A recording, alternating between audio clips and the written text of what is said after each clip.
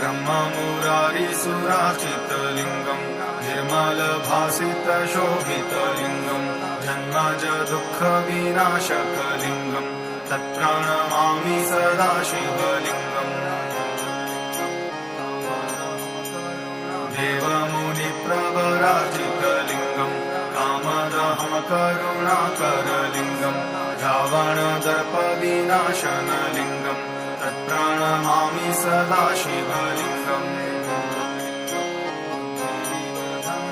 सर्वसुगन्धिसुलेपितलिङ्गम् बुद्धिविवर्धनकारणलिङ्गम् सिद्धसुरासुरवन्दितलिङ्गम् तत्प्रणमामि सदा शिवलिङ्गम्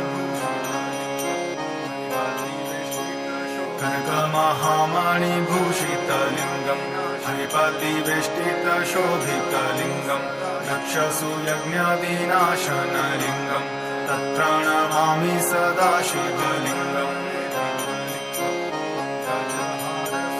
कुङ्कुमचन्दनलेपितलिङ्गम् पङ्कजहारसुशोभितलिङ्गम् सच्चित्पापविनाशनलिङ्गम् तत्प्रणमामि सदा शिवलिङ्गम्